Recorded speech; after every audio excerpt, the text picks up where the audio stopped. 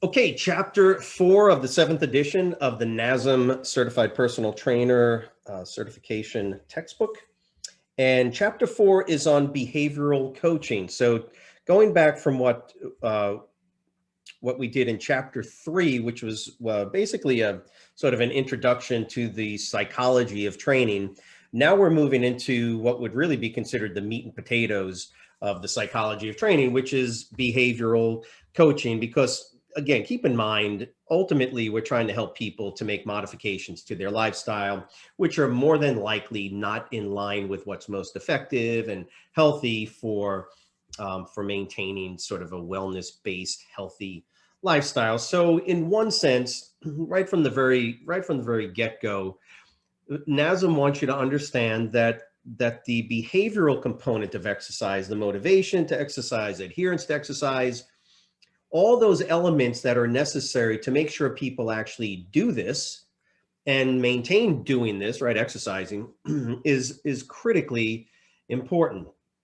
And so that's why chapter 4 now gets into behavioral coaching, and what NASM is going to really ask you to do is to know, memorize, and understand some basic elements to what is now termed lifestyle behavior modification or coaching. So the concept of coaching for the personal trainer is really where we've moved from many years ago, where a personal trainer was somebody that showed people how to do squats correctly or use some exercise equipment.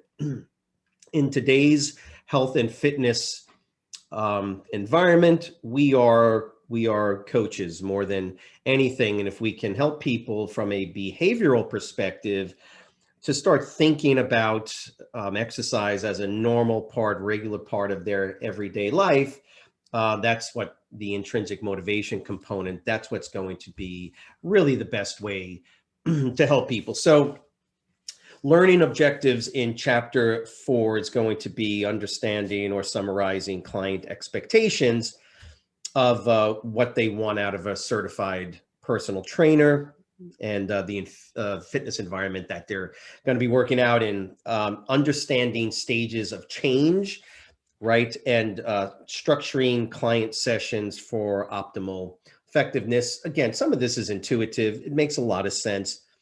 But another thing here is communicate effectively and building what's known as rapport. Again, rapport is going to be a critical component to the relationship, the client-trainer relationship. In fact, it's based on this concept of rapport.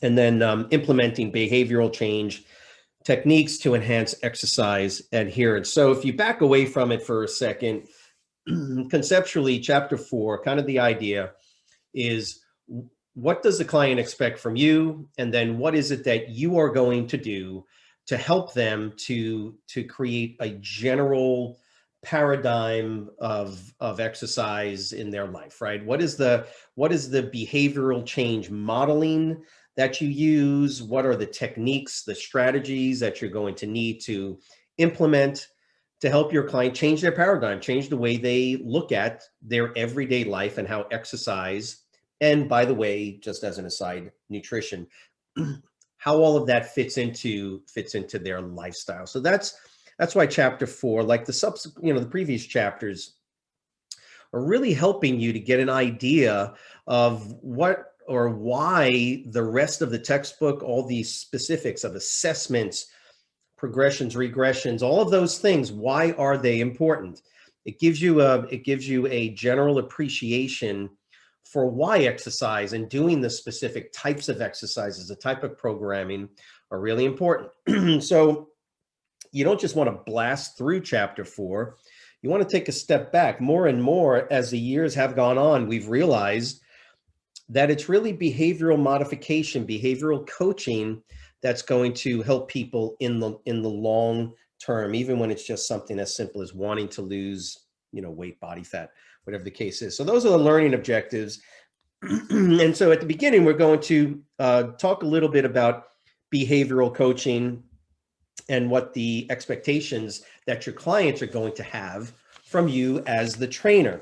So again, have your pad and writing, implement, ready, because as we move further and further in the textbook now, and starting in chapter 4, you should be writing down a lot of, material. On page 86, for instance, there's 1, 2, 3, 4, 5. There's 6 definitions on the sidebar.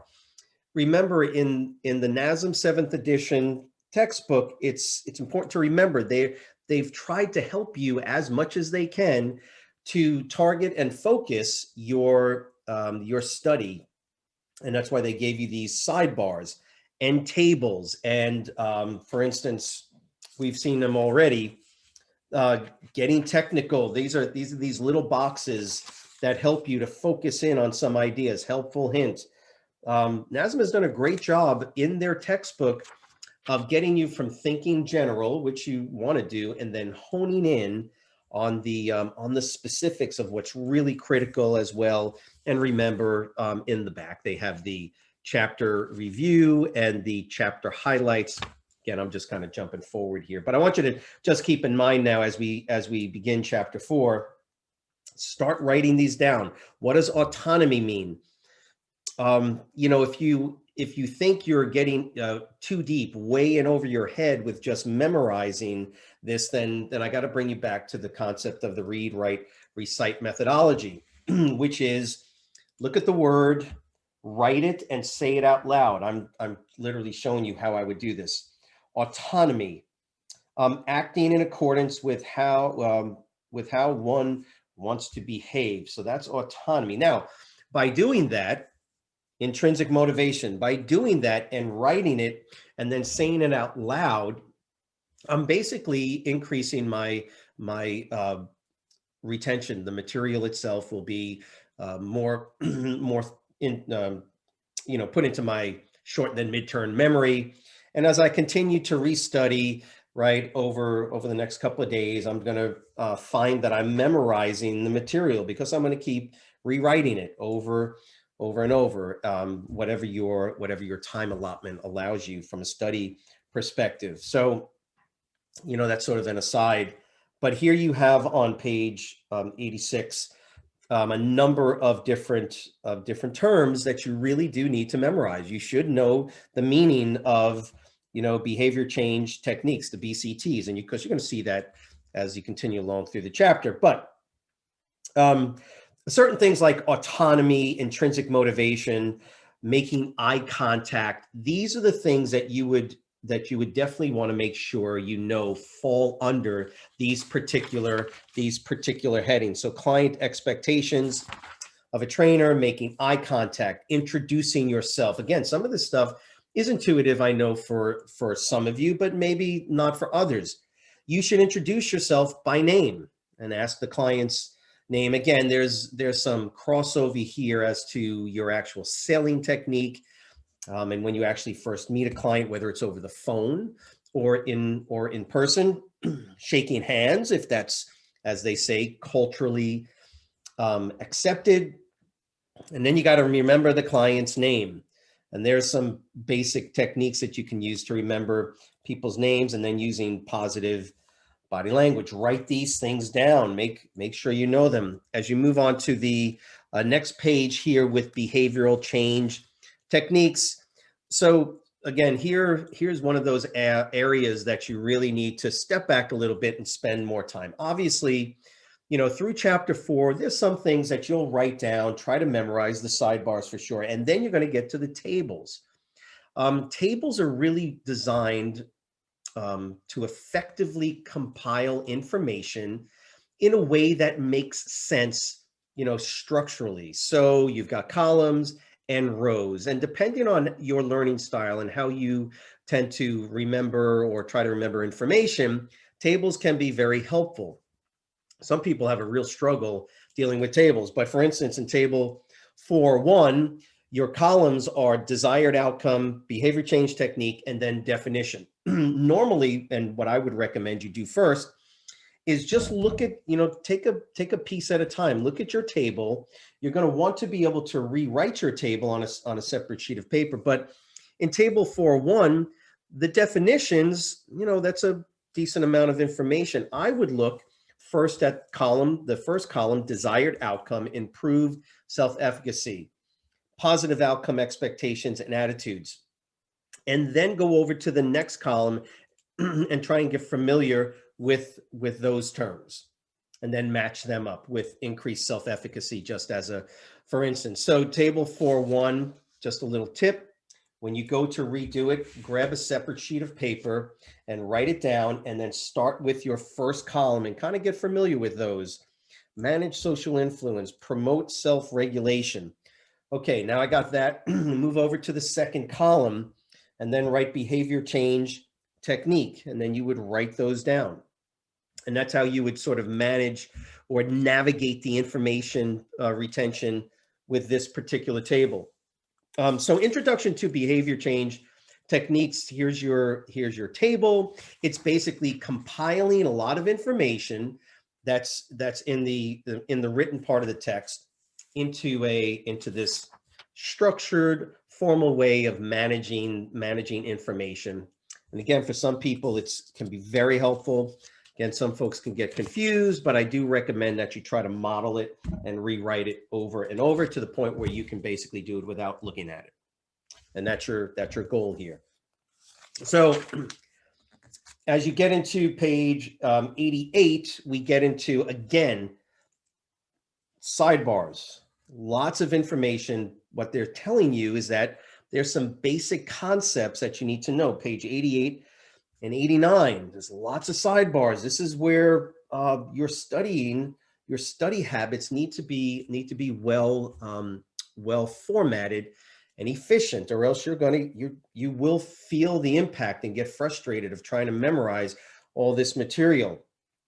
So you have these sidebars to write it down and write down the definitions. Now, I will say that if you can do it in your own words, that would be helpful as well. So page 88 and 89, we get into the determinants of participation in exercise, and this is where we get into what's called the self-determination theory, autonomous motivation. Again, they have these definitions for you.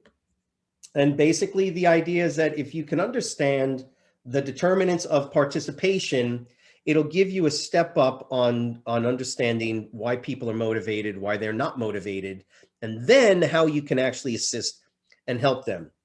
On page 89, NASM gets you right into the heart of the matter with the one model of behavioral change that is kind of the standard in the health and fitness industry, and that's called the stages of change model. In chapter 4, my recommendation is, while you're going and memorizing, this is where you kind of slow down and spend most of your time, because the stages of change model, like I say, this is sort of the industry standard, and it's going to be the most helpful model when you're actually dealing with clients. And there's 5 stages in the stages of change model. It's called a trans-theoretical model as well. So if you see that term, it's basically the same thing.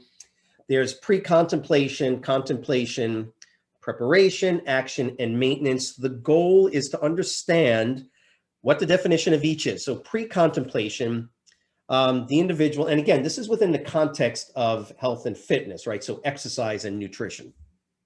The individual does not exercise and is not planning to start. In other words, people in this mental construct called pre-contemplation, they have no interest in exercising. And you know people like this. You may have been like this at one point. They have no interest in exercising. They like to do what they do. They live their life a certain way, and they have simply no interest in participating in any type of exercise, whether it be structured, a personal trainer, whatever the case. That's a person in pre-contemplation. Now remember, the concept of pre-contemplation works in any area of life. Okay, we're talking about the specific context of exercise, health and fitness, health and wellness. And so these individuals have no interest. They're not planning on doing anything, and they give you an actual date of exercising within the next 6 months. It basically says they're psychologically, it's just not even on their mind, people in pre-contemplation, okay? The contemplation stage means that the individual does not currently, in other words, they're contemplating, right? The term tells you they're thinking about it. They're not doing it. They're not participating in it, but they are considering it, right? And they're planning to start. And again, NASM is going to give you a specific time frame within 6 months. It's important to remember that. The preparation stage of the change of stage model is the individual is planning to begin exercising soon, but has not taken the steps towards it and may even be sporadically exercising. Each of these stages, by the way, have some fluidity to them. People move in and out of contemplation and preparation. Best way to think of somebody that's in sort of the preparation stage is that they're contemplating doing it. They may actually even be doing it, but they're not doing it. They're not doing it in a way that is consistent and what we would consider to be the most beneficial way for long-term adherence. So people in preparation can actually be exercising. They may even have joined the gym. Okay, we see this in January, right? Everybody with their New Year's resolutions. These people have, quote, taken action, but they are not consistent. They come in 2 or 3 days a week, the first week, and then the second week. And you know, I ran a wellness center for a number of years, and this is what we always saw was people that are in preparation. Just because a person is doing the action doesn't mean that they are, quote, in the action stage. I'm going to get to a second. They are psychologically in preparation. This is critical. This is so critical. If you're going to be successful, you need to be able to, as a trainer, you need to be able to differentiate when a person is in the preparation stage and maybe sporadically exercising, okay, but mentally, psychologically, they're not fully committed. Okay, they're kind of prepping and they're putting their feet in the water, right? They're touching the water. Is it warm? Is it cold? They're still psychologically prepping. Again, they may actually be doing it, but they're not consistent and they're not maintaining it and they're not fully committed to the actual act of training, exercising on a regular basis. So the people in the preparation stage obviously will easily fall off the wagon, so to speak. And that's why it's critical to understand these stages. So that's the preparation stage. The action phase, the individual has been exercising for less than 6 months, but they've been doing it. And that's critical. That time frame, consistency is really, really important. Often we'll see people will come into a training scenario and they'll train on a weekly basis and then month. And then after a couple of months, somewhere around the 3-4 month mark, you got to be really, really careful because that's when they'll start to potentially jump ship or fall off the wagon, so to speak. And so the action stage has some really important components to it that you need to implement when you know somebody's in the action stage, because we want to get them past that 6 month mark. So remember, preparation and action can be, you know, you can get confused. You as the trainer, you can get confused. Hey, I got a new client. They're in the action stage, maybe, but we do need to make sure that they're consistent in that action stage because they may still be in prep. They may still be psychologically prepping, but physically they are active doing something. And so again, we don't want to confuse the two, but we also want to make sure we understand the distinction. So the action stage, the individual has been exercising, but for less than 6 months. It's basically that 6 month time period, that time frame, where if they continue past the 6 months, they're now in the what's known as the maintenance stage, and they've been doing it consistently. Again, often we'll see people that are training consistently for 2 or 3 months, and then they become inconsistent. But they keep, excuse me, they keep showing up. 2 weeks, they get 3 workouts in, and then the next 2 weeks they get 1, or whatever the case is. And then they do that for 6 months, 7 months, and they're still very sporadic with it. Well, are they going back into preparation, right? Psychologically, or are they truly into maintenance? Whatever the case is, the goal ultimately, and what we're going to get into here in a minute, is to know the stage, but then to implement those strategies that are going to help your client. And of course, what you'll find now as you get into page 90 and onward is a more in-depth explanation of those different stages. One little concept here that is also important on page 90 is what's known as decisional balance. As people are moving through these different stages, they sort of balance out the pros and cons of whatever the activity is. And on a sidebar, decisional balance reflects the client's weighing of the pros and cons of changing. Conceptually, easy to understand, right? What's the benefit and what's the drawbacks of doing these things? Well, that's decisional balance. In other words, what's the pros and the cons of exercising on a regular basis?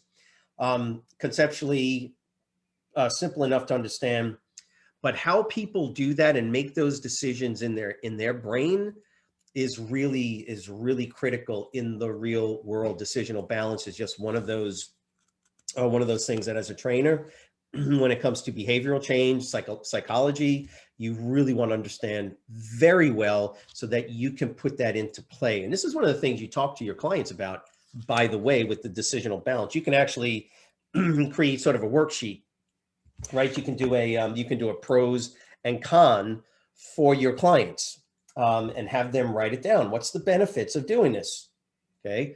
What's the drawbacks? And by the way, if you go back to chapter 3, you'll notice that we talked about the barriers to exercise. Well, one of the cons, right, in decisional balance is, well, that's an hour and a half because it takes me a half hour, 15 minutes to drive. And you can see people will start in their brain, start making excuses, and they come to this decisional balance. If you can get the pros to outweigh the cons, right, people make the decision, and that decision hopefully is what moves them into exercise and eating well. So as you move towards page 92, we get to the end, and there's an explanation of the maintenance stage. And then we get into the importance of effective communication skills. And so this idea of verbal versus nonverbal communication, there is on page 93, there's some bullet points of exactly what you should be striving to do to provide good communication. Empathy, nonverbal cues, body language. These are important elements that you do want to read through and understand. The building of rapport, which is basically a relationship scenario where there's mutual understanding and support, right, from both parties. The support coming from the trainer to the client, but mutual understanding and trust. And that's really what rapport is. So understanding that building, right, you've probably heard the term build rapport with people. What you're trying to do is you're trying to help people understand that you're there to help them, and there's a mutual understanding as to what it is you're trying to accomplish. And that's going to be part of the goal setting process. So rapport is a relationship, right, between the trainer and the client, built on mutual understanding and then trust. Your client's got to trust you, that you know what you're doing, that you have their best benefit in mind, and you're not going to hurt them in the training, and you're trying to help them actually achieve their goals. That's where that trust part comes in. So nonverbal and verbal communication, critical. The nonverbal, very important to understand.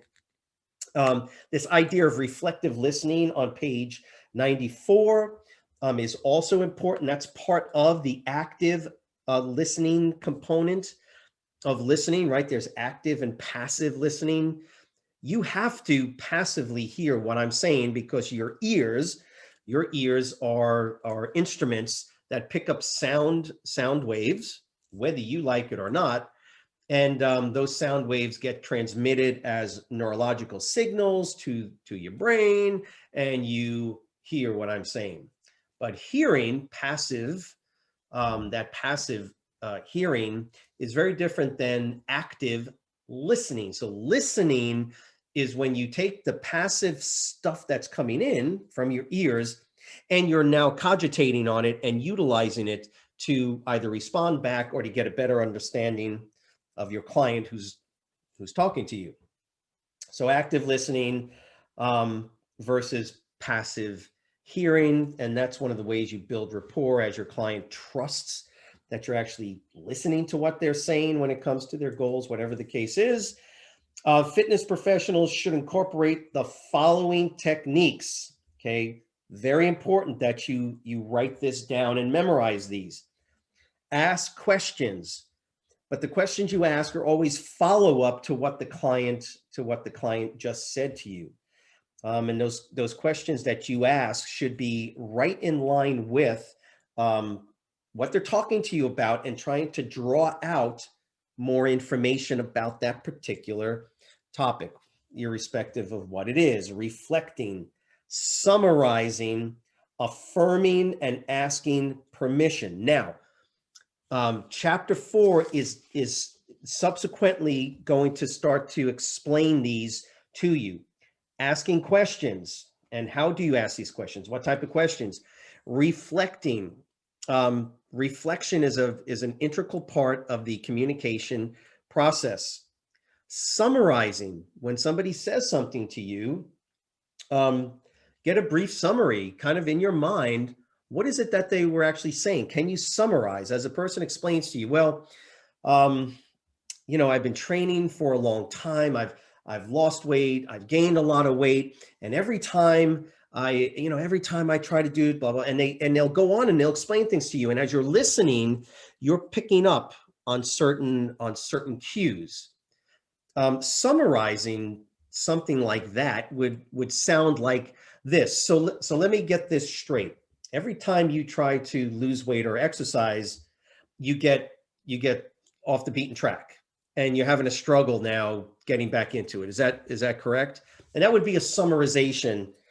I reflect on it, and then I summarize it and then let you know that I was listening.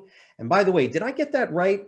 That you've done this a number of times, you've tried to exercise a number of times, but every time you try it, you lose motivation. Is that correct?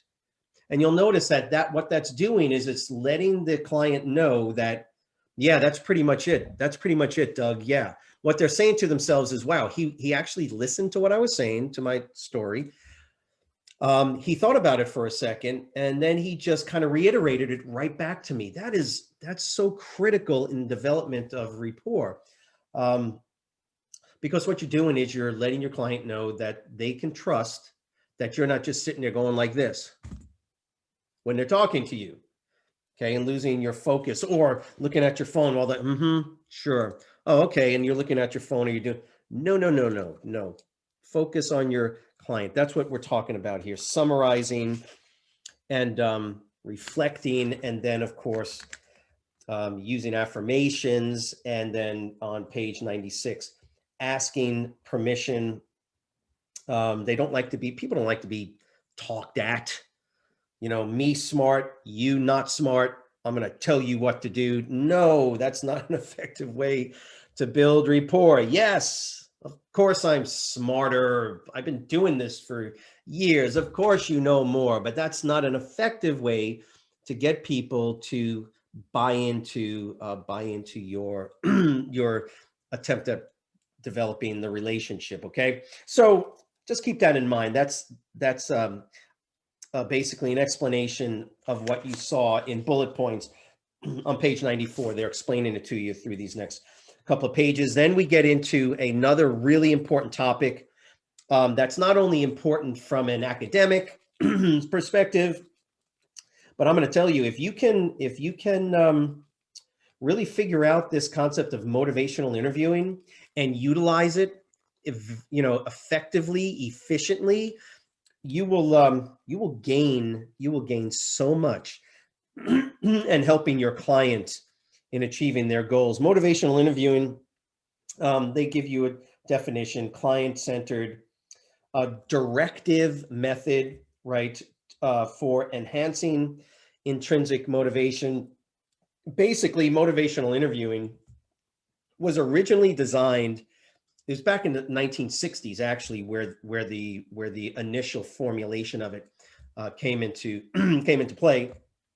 The individuals that actually designed this methodology were dealing with individuals that were addicted to drugs. And so, along with other basic psychological methodology, they developed a technique to actually have a conversation, an interview with somebody. You sit down next to somebody and you're basically interviewing them. You're having a conversation, but it's a directed conversation. And that's what motivational interviewing is. It's really motivating an individual through this directive conversation to move past their ambivalence and their lack of desire to make behavior change. So I'm not telling you what to do. I'm not going to tell you what to do, because that's not effective, because the first thing we do is this. I don't want somebody to tell me. No, motivational interviewing basically says, look, we understand the psychology enough about the way people think about behavior change to where what we'll do is instead, we'll have a conversation. We'll talk to the individual and kind of draw information out from them, get them to think about being more autonomous, because motivational interviewing is essentially based on the idea that the client, the individual that you're talking to, knows more about themselves than any smarty psychologist or psychiatrist with advanced degrees. No. The expert on me here is me. And that's what motivational interviewing really is designed. It's designed on, you know yourself better than anybody does. I just want to help you to realize that and figure out how to, quote, help yourself. And that's where this concept of self regulation and autonomy comes in. And so that's what you're going to go through here as you get through pages 96 and 97, introduction, applying motivational interviewing. Basically what you're doing, or what practitioners of motivational interviewing are really doing, is developing what's known as self-discrepancy. this understanding that your ideal self, it doesn't match up with who you really, quote, who you really are. So your actual self. And there is the definition, an internal conflict. You see, when we're talking about behavior change and the psychology, it's always about what's going on up here. You can fool people. My clients can fool people. I can fool you by my actions. I can fool you. I can almost let you believe that I'm really into exercise and by doing things, but in reality, I'm not into it. I'm just not. And so there's this need to help people see through maybe the facade that's created by ambivalence and some other things, and develop what's called self-discrepancy. So when people see the difference between the ideal self, what they want to be, or even what they think they might be, with the actual self, they get this internal struggle, right? And when they get this internal struggle, hopefully they'll look for a way out. That's what motivational interviewing is really designed to do. It's to get them to talk through the issues and the problems that they may be having. And this is where we get into what's known as change and sustain talk. One of the things we always try to do when we're talking to folks and we're in this mode of motivational interviewing is to avoid arguments. We don't want people to put up a barrier. We don't want the first thing a person to say when you're telling them or creating arguments with them is for them to go, yeah, I don't think I want to train with you, right? We don't want that. We don't want people to put a wall up conversationally. We want to get them to actually discuss why they don't want to exercise. Okay, we want to discuss with them. We want them, and by the way, the discussion then becomes it becomes more of a kind of a handshake deal where we say, okay, let's go ahead and talk through some of these issues. I'm going to give you autonomy. I want you to think about it. I want you to come up sort of with a plan, and we're going to help. Working together, we're going to help you. And that's really what motivational interviewing does. And in table 4.2 on page 98, you're going to see questions that promote change. You should really read through those questions and kind of get familiar with the way these questions are designed to promote change or to promote resistance. And here's the thing is that you're probably going to see wording that you already use. Questions that promote resistance. You definitely want to move away from this type of questioning. Okay, there is a change commitment check. Now, again, this figure 4.4 on page 99 is something that you can use with your clients when you're actually going through this. Now, we move into now strategies to enhance exercise adherence. At the end of the day, I want my clients to continue to train, and I want them to do this and make it a lifestyle. How do I, that's a strategy, right? That's what strategy is how do I actually get people to, on their own, the development of intrinsic motivation, adhere to their exercise plan? How do I get them into the action and then the maintenance stage? And that's really what this is. And you know, the first thing that we normally do, and this is where you're going to see it on page 101, is a development of goals, right? So the SMART acrostic, right? Specific, and your goals should be specific, measurable, right? Attainable, realistic, and what we call timely. And that's what you're going to get on page 101 all the way into page 102. NASM has given you a number of useful ways to utilize the SMART goal acrostic.